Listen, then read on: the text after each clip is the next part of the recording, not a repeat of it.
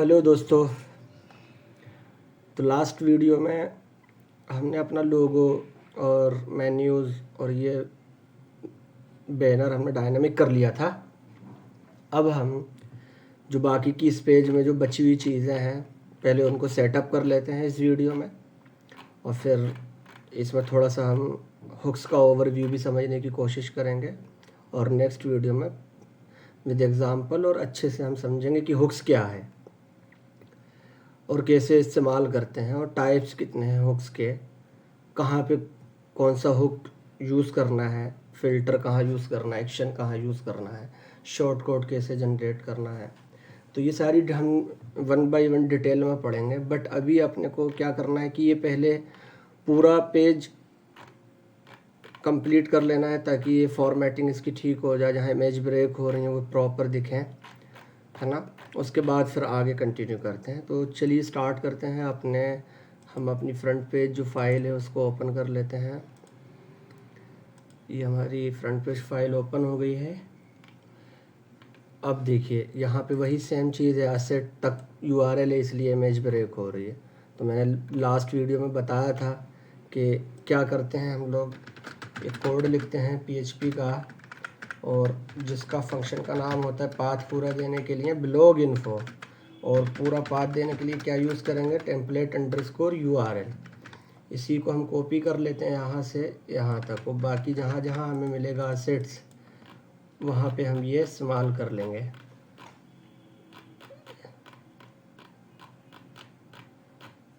ये हमें यहाँ मिला, इसको हम यहाँ यूज़ कर लेंगे। यहाँ पर मिला तो ये यहाँ पे यूज़ कर लेंगे। उसके बाद ये यहाँ पे, उसके बाद यहाँ पे, एंड देन यहाँ, एंड इसके बाद यहाँ, एंड देन यहाँ, फिर यहाँ पे। तो आई होप कि हम सारे कवर करते हुए सेट्स आ रहे हैं। ये हमारा कंप्लीट हो गया। नाउ अब हम अपने पेज को रिफ़्रेश करते हैं। अब हम देखेंगे, देखिए ये इमेज मिसिंग थी, ये इमेज आ गई प्रॉपर, ये सारे आइकन प्रॉपर आ रहे हैं। ये हमारा जो पॉपुलर कोर्सेज है वो टेम्पलेट पूरा प्रॉपर, ये हमारे टिप्स का सेक्शन है वो प्रॉपर लोड हो रहा है। तो इस तरह से हमारा जो पेज है वो पूरा हो गया है, मतलब रेडी। अब हमको इसको डायनामिक करना है। तो इससे पहले ये जो हमने अपने हेडर फाइल हमारी ये है, तो इस हेडर फाइल में हमने क्या किया है कि जितने भी हमारे CSS के लिंक्स हैं वो सब हमने अपने हेड में ही कॉल करा रखे हैं, आप देख रहे होंगे। इसको मैं कमेंट वाली चीज़ों को हटा देता हूँ। तो ये जो है ना, ये गलत तरीका है। हमें इस तरह से स्क्रिप्ट्स को हम अपनी थीम में इस तरह से ऐड नहीं कराते हैं, डायरेक्ट हेडर फाइल में इस तरह से ऐड नहीं कराते हैं। ये हम कराएंगे हुक्स के थ्रू, और वहीं हम समझेंगे कि हुक्स का कैसे यूज़ करते हैं। तो इसके लिए हुक का यूज़ हम करेंगे, और हम अपनी इस स्क्रिप्ट्स को, इसको क्या करते हैं, इस पूरी स्क्रिप्ट को हम कॉपी कर लेते हैं, और फिर तभी आपको समझ में आएगा कि WP_head का क्या यूज़ है। मैंने इसको क्या किया, इसको जो हमारा ये फ़ॉन्ट का जो लिंक है इसको यहीं छोड़ देते हैं। बाकी CSS के जितने भी लिंक्स हैं उनको हम कहाँ से कॉल करेंगे, अपनी functions.php से। तो functions.php में आ गए। यहाँ पे हम एक कमेंट लिखेंगे कि ऐड स्टाइल्स, एक फंक्शन बनाएंगे हम, और फंक्शन का नाम रखेंगे ऐड थीम स्टाइल्स। आप कुछ भी रख सकते हैं, जस्ट एक हमने फंक्शन बनाया, उस फंक्शन का हमने नाम रख लिया, और उसको हम जब अपनी थीम में किसी भी स्टाइल को ऐड करते हैं तो वहाँ पे कीवर्ड यूज़ होता है इनक्यू। तो हम यहाँ पे एक हुक यूज़ करेंगे, ऐड एक्शन, और हुक का क्या नाम होगा, WP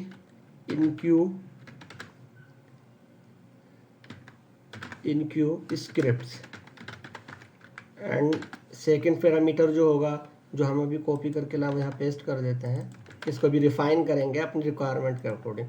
और सेकेंड पैरामीटर है हमारा फंक्शन का नेम, और पहला पैरामीटर है हमारा हुक का नेम, जो कि हमारी मदद करता है हमारी स्टाइल और हमारी CSS और JS को ऐड करने में।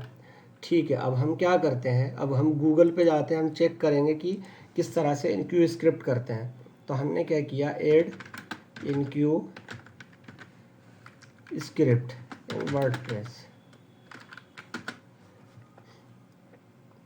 हमने इसको खोला और जस्ट इन्होंने इस तरह से दिया है कि WP रजिस्टर स्टाइल इनक्यू। अगर आपको एक ही लाइन में ऐड करना हो तो आप इस तरह से WP इनक्यू स्टाइल करके आप इस्तेमाल कर सकते हैं। ये प्लगइन्स का इन्होंने बता रखा है, हमें थीम में ऐड करना है। हम ये वाला यूज़ नहीं करते, हम यहाँ थीम भी लिख देते हैं। ये हमारा फंक्शन है बेसिकली। हम इसको यहाँ से वर्डप्रेस की जो फंक्शंस वाली जो वेबसाइट है हम वहाँ से ही उठा लेते हैं डायरेक्ट। ये आप यहाँ देख सकते हैं स्टाइल, जिस तरह से भी हमको ऐड करना है। तो हमें चाहिए बेसिकली ये।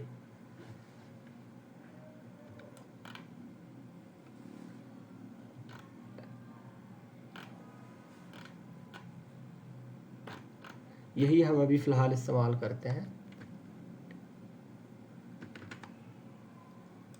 ओके, तो हमने ये दोनों हुक्स यहाँ यूज़ कर लिए, दोनों function WP enqueue style, WP enqueue script. Okay, तो अब हमें बात ये है कि ये हमारी style.css को इनक्यू कराएगा, जो ये गेट स्टाइल शीट URI जो है।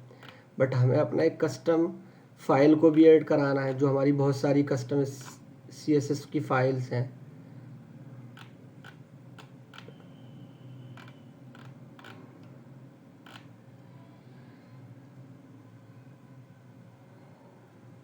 ये हमारी काम करेगी, ये दोनों कस्टम्स के लिए हैं। तो हम उसको हटा देते हैं।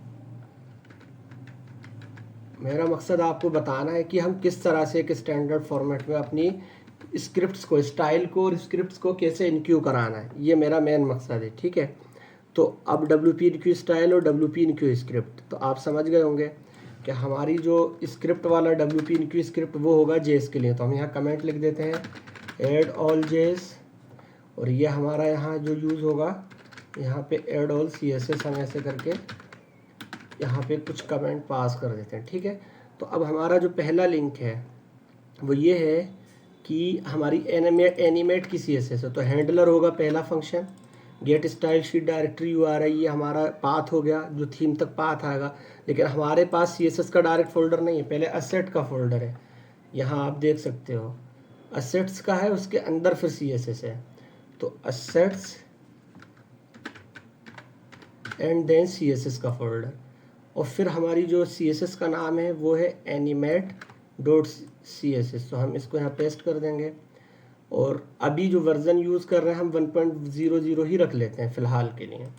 तो अब ये हमारा ये वाला जो लिंक था ये प्रॉपर ऐड हो गया। तो हम इसको क्या करते हैं, हटा देते हैं। फिर इस फाइल को कॉपी करते हैं और इसको यहाँ पेस्ट करते हैं, और अगला जो है हमारा वो है AOS CSS की फ़ाइल को हम क्या करते हैं, यहाँ पे ऐड करते हैं। ये मतलब हैंडलर ऐड करते हैं, और जो पाथ है वो यहाँ से लेकर के यहाँ तक का हम कॉपी कर देते हैं यहाँ पे, assets vendor AOS this one. Okay, और उसके बाद हम फिर से क्या करते हैं, यहाँ पे गए और फिर से हम इतना पाथ कॉपी करते हैं। ये OS वाली चीज़ हमारी कंप्लीट हो गई है ना, इसको हटा देते हैं। अब आता है हमारा bootstrapment.css। तो इसको भी हम यहाँ से कॉपी करते हैं और इतना यहाँ पे हम पेस्ट कर देते हैं, और ये हमारा जो बूटस्ट्रैप जो है तो इसको हम बूटस्ट्रैप हैंडलर दे देते हैं। ठीक है, हैंडलर हमें हमेशा यूनिक रखना है। अब हम ये बूटस्ट्रैप वाली चीज़ हटा देते हैं, ये बूटस्ट्रैप हटा दिया। अब अगली वीडियो है हमारा जो पाथ है, अगला जो पाथ है मतलब इनक्यू जो करना है, तो अगला पाथ हमने यहाँ ऐड किया। ठीक है, ये पाथ हमारा क्या है, बूटस्ट्रैप आइकन्स का है। तो इसको हम यहाँ पकड़ेंगे और इसको ये रिप्लेस कर देंगे। तो हमने क्या किया, ये बूटस्ट्रैप आइकन्स भी हट गए। फिर इसी को हमने दोबारा से कॉपी किया और इसको हमने यहाँ पेस्ट किया। और अब हमारा जो है वो क्या है, बूट बॉक्स आइकन्स है। इसको कॉपी किया और ये हमने पूरा अपना यहाँ ये रिप्लेस कर दिया। ठीक है, तो बॉक्स आइकन्स को कॉपी किया, ये पेस्ट कर दिया और इसको हमने इस तरह से कर दिया। ठीक है, मतलब यूनिक हैंडलर रखना है तो आप कुछ भी रख सकते हैं अपनी सहूलत के हिसाब से। तो अब हमने इसको बॉक्स आइकन्स का इनको हटा दिया क्योंकि हम ऐड कर चुके हैं। अब हमने इसको कॉपी किया यहाँ से यहाँ तक, उसके बाद ये यहाँ से कॉपी किया, पेस्ट किया इसको, और ये हमारे आइकन्स हैं तो हमने इस आइकन्स को ऐड कर दिया। अब इस तरह से हमने ये क्या किया, अब जो लास्ट वन बची ये तो हमारा ऐड हो गया। एक और बची जिसका नाम है, इस बात को हमने कॉपी किया और यहाँ पे हमने पेस्ट किया और इसका नाम है स्वीपर बंडल। ओके, तो इस स्वीपर बंडल को कॉपी किया और हमने हैंडलर अपना चेंज कर दिया। तो ये हमारे पूरे पाथ ऐड हो गए जो भी हमारी CSS में यूज़ हो रहे थे। अब बात वन पाथ अभी और बच रहा है जो हमारी मेन CSS का है, उस पाथ को भी हम ऐड करा लेते हैं। ये हमारा बच रहा है पाथ दिस वन, इसको भी हमने कॉपी किया असेट्स से और इसको क्या किया, यहाँ से लेके यहाँ तक हमने पेस्ट कर दिया। बाकी सब सेम रहना है, बस हैंडलर चेंज करना है। इसको हम कर देते हैं स्टाइल थीम। ओके, अब ये हमारा टोटल फाइल्स ऐड हो गई। बट अब आपको यहाँ एक चीज़ देखने वाली है, ये अभी हम स्क्रिप्ट JS को अभी कमेंट कर देते हैं क्योंकि अभी हम ऐड नहीं कर रहे हैं। इसको कुछ ऐसे कमेंट कर देते हैं फ़िलहाल के लिए। ये हमने कमेंट कर दिया, इतना ये हमने ऐड कर दिया। तो जब मैंने ऐड किया तो ये WP इनक्यू स्क्रिप्ट, इस हुक को हम वेरीफाई कर लेते हैं कि इसकी स्पेलिंग मिस्टेक तो नहीं है। यहाँ पे गए, यहाँ से हम कॉपी ही कर लेते हैं वर्डप्रेस की डॉक्यूमेंट से। मैंने इसको WP इनक्यू स्क्रिप्ट को कॉपी किया और यहाँ पे ऐड कर दिया। ठीक है, अब मैंने इसको सेव किया। तो अब इस हुक का काम क्या होगा कि ये हेड में हमारी सारी स्टाइल को लोड करेगा। तो क्या ये लोड करता है, ये हम चेक करते हैं। तो हम अपने ब्राउज़र पे गए जहाँ हमारी वेबसाइट रन हो रही है, ये हमारी वेबसाइट है, हम इसको रिफ्रेश करते हैं तो ये सब गड़बड़ा गई। इसका मतलब इसने लोड नहीं किया। कंट्रोल U करेंगे तो क्या हेड के अंदर, देखो हेड के अंदर सिर्फ गूगल फॉन्ट्स की जो CSS है वो यूज़ हो रही, बाकी की जो CSS इसके बाद जो लगी थी, ये सारी CSS जो लगी थी ये तो आ ही नहीं रही, नहीं आ रही। तो रीज़न क्या है, जब हम थीम क्रिएट करते हैं और हेडर फाइल, ये बात ध्यान से सुनना, जब हम थीम क्रिएट करते हैं और जब हेडर फाइल बनाते हैं और फुटर फाइल बनाते हैं तो हमें दो फंक्शंस डिफाइन करने होते हैं। तो एक फंक्शन यहाँ पे होता है जो हेड के बंद होने से पहले हम लिखते हैं, हेड के बंद होने से पहले लिखते हैं, उस फंक्शन का नाम होता है WP_head। और अब देखना आप, ये फंक्शन क्या करेगा, ये देखता है कि फंक्शंस के अंदर लिखे हुए किसी हुक्स पे जो भी हमारी स्क्रिप्ट्स हैं तो वो उनको ग्रैब कर लेगा वहाँ से। जो भी मैंने ये फंक्शंस में, भाई ये फंक्शंस में तो लिख गई, इस हुक पे हमने ये CSS अपनी इनक्यू कर दी, लेकिन हमने कॉल तो कहीं नहीं की ना हेड में। तो हेड में कॉल किसके थ्रू करेंगे, WP_head फंक्शन के थ्रू। अब हम अपने ब्राउज़र पे जाते हैं। अब आप देखना, मैंने रिफ्रेश किया, देखना वापस से प्रोजेक्ट एकदम परफेक्टली रन हो गया, कोई इशू नहीं है किसी भी तरह का। अब देखो यहाँ देखेंगे तो अभी यहाँ पे एक ही लिंक दिख रहा था, अब आज जैसे मैं रिफ्रेश करूँगा टोटल आप देखेंगे टोटल लिंक्स मेरे आ गए। अगर मैं पहला लिंक चलाता हूँ, मेरा पहला लिंक में यहाँ से हैंडलर जो है मेरा functions.php में हैंडलर है एनिमेट। मैं इस एनिमेट को फाइंड करता हूँ Ctrl F करके। तो देखो ये मेरा पहला लिंक है, अगर मैं इसको ओपन करता हूँ तो ये मेरा पाथ ठीक नहीं है। इसका मतलब मैं और दूसरा देखता हूँ चला के, देखो ये लोड हो रहा है, एनिमेट में कुछ गड़बड़ था मुझे लगा।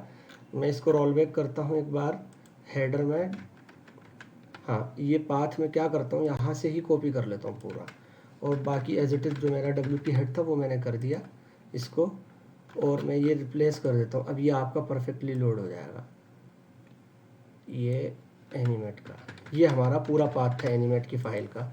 अगर हम अब रिफ्रेश करते हैं और चेक करते हैं तो ये देखें, ये देखिए आप एनिमेट पे गए, देखो ये लोड हो गई, मतलब कि सारे पाथ प्रॉपरली, अब आप किसी पे भी क्लिक करो सारी JS ओपन होगी, है ना।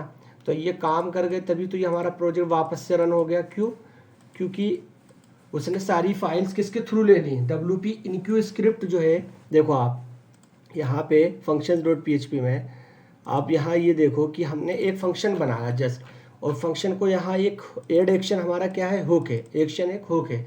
वो क्या काम कर रहा है यहाँ पे, वो काम ये कर रहा है कि अभी जो हुक है उस हुक का क्या नाम है, WP इनक्यू स्क्रिप्ट। ये वर्डप्रेस का कोर हैंडलर फंक्शन है। इस पे ये डिफाइंड है कि जब भी आप कोई भी इनक्यू स्क्रिप्ट्स करेंगे तो वो इसके थ्रू, इस हैंडलर के थ्रू इनक्यू हो जाएगी, और उसको ग्रेप किसके थ्रू किया जाएगा, हेड में, उसको ग्रेप किया जाएगा WP_head के थ्रू। हेडर फाइल में वो ग्रेप कर लेगा, है ना, जैसे यहाँ पे ये हमने लिखा है। अब बात आती है कि आपने CSS तो कर दी बट JS नहीं करी, तो JS भी हमें ऐसे ही करेंगे, सेम प्रोसेस है। फुटर को हम ओपन करेंगे क्योंकि हमारी JS फुटर में इनक्यू है, तो हमने ये किया और हम फुटर में गए तो देखो ये हमारी इतनी टोटल JS की फाइल्स हैं, यही है ना स्क्रिप्ट फाइल, यहाँ तक हैं ये फाइल्स हैं। तो जब हम JS की फाइल को इसी फंक्शन के सेम फंक्शन देखना ऑल JS इसी फंक्शन के अंदर इनक्यू करा देंगे, तो फिर हम यहाँ पे कैसे ग्रैब करेंगे, तो उसके लिए क्या फंक्शन होगा, उसके लिए फंक्शन होगा WP फुटर। वहाँ पे था WP हेड, यहाँ पे क्या है WP फुटर, WP_footer। अब हम इसको यहाँ से कट करते हैं पूरा, ठीक है। और कट करने के बाद अब ये देखिए आपका कितना और ऑप्टिमाइज हो गया कोड। यहाँ पे एक ही फंक्शन, बस अब आपको functions.php में जाके लिख देना, ख़त्म कहानी। अब ये functions.php हमारा ये रहा, ठीक है। तो अब इसको हमने यहाँ डाल दिया फ़िलहाल, और अभी हमने क्या किया, इसको अनकमेंट किया जो हमारा कोड था। अब बस हमें कुछ नहीं करना है, अपना ये पाथ कॉपी करना है और यहाँ पाथ को पेस्ट कर देना है, सिर्फ इतना करना। और हैंडलर हमें बदलना है, जैसे आपको पता है तो प्री काउंटर, ये हमने हैंडलर बदल दिया। फिर से हमने इसको कॉपी किया और नेक्स्ट लाइन में पेस्ट किया, मतलब ये हमारी स्क्रिप्ट वाला पार्ट, पहला पार्ट ख़त्म हो गया। अब हम आते हैं दूसरे पे। तो इतना पाथ हमें कॉपी करना है और कुछ नहीं करना, बस इसको यहाँ जा करके अपडेट कर देना है, ठीक है। और जो भी हमारा नाम रहेगा AOS.js, तो ये हमने AOS.js लगा दिया, इसका मतलब इसका काम ख़त्म, ठीक है। अब बात आती है नेक्स्ट की, तो इसको करो कॉपी और फिर से पेस्ट करो और जस्ट यहाँ से करो पाथ, बूटस्ट्रैप का ये पूरा पाथ कॉपी करो और यहाँ से लेकर के यहाँ तक इसको डाल दो, ठीक है। और इसके बाद क्या है, ये बूटस्ट्रैप है तो आप इसका हैंडलर बदल दो बूटस्ट्रैप, जस्ट इसको फिर से कॉपी करो और देन फिर वही पेस्ट करो। और ये बूटस्ट्रैप का आपका ऑलरेडी इनक्यू हो चुका है, इसको आप हटा दो और इसको क्या करो, यहाँ से कॉपी करो और यहाँ लगा दो और इसको यहाँ से यहाँ तक इसको पेस्ट कर दो। अब हमारा क्या है, ये स्वीपर हमने ऐड कर दिया। अब कुछ नहीं करना, फिर से कॉपी करो, फिर से पेस्ट करो, वही सेम काम। उसके बाद यहाँ से इसको, अब ये हमारा क्या है validate.js, तो पहले तो हम पाथ पेस्ट कर देते हैं, ये मैंने पाथ को पेस्ट कर दिया, ठीक है। अब ये वैलिडेट मैंने क्या किया, हैंडलर को चेंज कर दिया, मेरे सारे पाथ लग गए, एक पाथ बचा जो मेरी main.js का पाथ है। तो मैं इसको भी कॉपी करता हूँ और कॉपी करके वापस से पेस्ट करता हूँ और ये हमारा यहाँ से ये पाथ कॉपी हुआ और ये मैंने पेस्ट कर दिया, ठीक है। अब ये मेरी main.js है, तो मैं इसका हैंडलर भी चेंज कर दूंगा। पहला मेरा जो पैरामीटर हैंडलर होता है और दूसरा पैरामीटर क्या होता है, पाथ, और तीसरा पैरामीटर मेरा क्या होता है, डिपेंडेंसी, और चौथा पैरामीटर होता है मेरा वर्जन, और पांचवा पैरामीटर बूलियन फॉल्स, हम ट्रू एंड फॉल्स पास करते हैं। ये आप इसका कोर फंक्शन पढ़ेंगे तो आपको समझ में आ जाएगा, ठीक है। ये हमारी पूरी डेफिनेशन तैयार हो गई इस फंक्शन की। इस फंक्शन के थ्रू हमने ये पूरी स्क्रिप्ट, अब आप देखेंगे मैं क्या करता हूँ, अपने फुटर में जाता हूँ और फिलहाल इस WP फुटर को कमेंट कर देता हूँ और मैं वापस से अपने प्रोजेक्ट को रिफ्रेश करता हूँ। अब आप देखिएगा ये लोडर चलता ही रहेगा, क्यों, क्योंकि JS ही लोड नहीं हो रही। JS क्या करती है, इस लोड के एक स्पेसिफिक टाइम असाइन करती है और एक स्पेसिफिक टाइम के बाद लोडर क्या होता है, हट जाता है। लेकिन ये अब नहीं हट रहा है, क्यों नहीं हट रहा, क्योंकि JS जो है वो पता ही नहीं चल रहा कि कहाँ है, JS इनक्यू नहीं हुई। तो जैसे ही मैं इसको अनकमेंट करता हूँ, अब आप देखिएगा वो JS वर्किंग करने स्टार्ट कर देगा, लोडर हट गया, आपका पेज प्रॉपर लोड हो गया। तो ये आपका इस तरह से आप आज होम पेज पूरा रेडी हो गया। आपको ये समझ में आ गया कि मेन्यू क्या होता है ना, लोगो कैसे डायनामिक करते हैं, है ना। और आपको अब ये भी दिख रहा होगा कि पहले ये स्ट्रिप नहीं आ रही थी वर्डप्रेस की, ये जो हमारे इसको जो टॉप बार बोलते हैं वर्डप्रेस का एडमिन बार, ये नहीं आ रहा था, लेकिन अब ये आप एज ए एडमिन लोगे ना तो ये आपको विजिबल होगी। तो अब आप इस पेज को ईजिली यहाँ से भी एडिट कर सकते हैं, बार बार आपको यहाँ जाने की ज़रूरत नहीं। आप यहाँ राइट क्लिक कीजिए, एडिट पेज कीजिए, तो देखिए जो हमने डेटा डाला था वो यहाँ से आप देख सकते हैं। फिर आपको अगला सेक्शन बनाना होगा तो उसकी यहाँ फील्ड्स बन जाएंगी, क्योंकि जो अभी बनाई नहीं है हमने ACF के थ्रू। तो सेम प्रोसेस है जैसे आगे का काम करने का डायनेमिक का। तो अभी इसको हम बंद करते हैं और अब नेक्स्ट वीडियो में हम आपको बताएंगे हुक्स, क्योंकि अभी आपको सिर्फ ये मैंने बताया कि हमें अपनी CSS और JS जब हम कोई थीम बनाते हैं तो कैसे इनक्यू करते हैं, और जब हम यहाँ इनक्यू अगर कर भी देंगे तो वो वहाँ पे हेडर और फुटर में कैसे कॉल होती हैं। तो उसके लिए मैंने क्लियर कर दिया कि WP_head फंक्शन यूज़ करते हैं, और जब हम JS को कॉल करेंगे फुटर में तो वहाँ पे WP_footer यूज़ करते हैं। अगर आप वो यूज़ नहीं करोगे तो आपकी CSS और JS लोड नहीं होगी और वेबसाइट आपकी ख़राब सी दिखेगी, क्योंकि वो स्ट्रक्चर उसका CSS के हिसाब से ही डिफाइन होगा। तो CSS लोड नहीं होगी, JS लोड नहीं होगी, तो वो नहीं चलेगी सही से। तो ये आपको समझ में आ गया, इसको आप याद कर लेना। WP_enqueue स्क्रिप्ट एक हुक होता है जो एक्शन होके जिसको हम क्या करते हैं, किस काम में यूज़ करते हैं, अपनी स्टाइल्स को इनक्यू करने में और स्क्रिप्ट को इनक्यू करने में। तो WP_enqueue स्क्रिप्ट और WP_enqueue स्टाइल, ये कितने पैरामीटर्स का फंक्शन होता है? 5 पैरामीटर का। पहला हैंडलर, दूसरे में आप पाथ देंगे, तीसरे में आप एरे है, इसमें ये डिपेंडेंसीज डिफाइन होती है, यहाँ पे वर्जन आता है, और ये आपका एक बूलियन टाइप का JS में चलता है। ये आप पैरामीटर देख लीजिएगा, अगर आप यहाँ पे WP_enqueue स्टाइल करेंगे तो आप इसकी डेफिनेशन प्रॉपर समझ पाएंगे। ये मैं आपको दिखा देता हूँ एक बार। यहाँ ये देखिए हैंडलर है, दूसरा SRC है, और चौथा एरे डिपेंडेंसीज है, पांचवा वर्जन की, मतलब वर्जन में आप वही 1.00 या 1.02 जो भी आपका वर्जन है, और चौथे में मीडिया ऑल। और यहाँ पे इनकी फुल डेफिनेशन है, the media of which style sheet has been defined except media type all print screen. Media type define करना है कि आप कौन से, तो हमने ऑल यूज़ करते हैं बाय डिफ़ॉल्ट हम, है ना तो हमें प्रिंट करना है ना किसी इसके स्क्रीन के बिहाफ पे। अभी हम क्या कर रहे हैं, डेस्कटॉप के हिसाब से एप्लीकेशन प्रिपेयर कर रहे हैं, तो हमें कोई ऐसा डिफाइन नहीं करना, हम ऑल कर देते हैं, तो ऑल में वो सारा कंसीडर किया जाता है। ठीक है, आप यहाँ वर्जन के बारे में पढ़ सकते हैं। अगर जैसे कभी कैशे वगैरह की प्लगइन हम यूज़ करेंगे तो वर्जन का क्या होता है कि हम वर्जन अपडेट कर देते हैं, तो हमारी जो लेटेस्ट फाइल होती है फिर वो वाली कैश्ड हो जाती है, और जो ओल्ड फाइल होती है वो डिलीट हो जाती है। तो उसको क्या होता है कि हमें फिर प्रॉब्लम्स क्रिएट नहीं होती हैं, हमारा प्रोजेक्ट न्यू स्टाइल को पकड़ने लगता है। डिपेंडेंसीज में आप यहाँ पढ़ सकते हैं, ऑप्शनल है वैसे तो। An array of register style sheet handles the style sheet depends on the default value. ठीक है, अभी इसको हम ब्लैंक छोड़ते हैं, इस पर अभी आप इतना ध्यान न दो। SRC हमारा ये क्या कहते हैं, पाथ हो गया, मतलब वही जो पूरा पाथ हमारा साइन कर रहे थे। और हैंडलर मेन चीज़ है, हैंडलर और आपका SRC, और आप मीडिया में ऑल रहेगा। और वर्जन का आप यूज़ जब करेंगे जब आपका प्रोजेक्ट लाइव सर्वर पे चला जाएगा और कैशे की प्लगइन इस्तेमाल होने लगेगी। तो ये सेम प्रोसेस WP_enqueue रजिस्टर का भी है। तो आई होप ये आपको क्लियर है। अब हम स्टॉप करते हैं वीडियो को, और नेक्स्ट वीडियो में हम हुक्स समझेंगे। जो क्वेश्चन इंटरव्यू पूछा जाता है तो वहाँ डिफाइन नहीं कर पाते कि हुक्स की डेफिनेशन क्या होती है एग्जैक्टली, कि 2 टाइप्स के हुक्स तो होते हैं, बट दोनों टाइप के हुक्स में डिफरेंस क्या होता है, तो वो मैं आपको नेक्स्ट वीडियो में बताता हूँ। अभी के लिए हम स्टॉप करते हैं और मिलते हैं नेक्स्ट वीडियो में। Bye, thank you.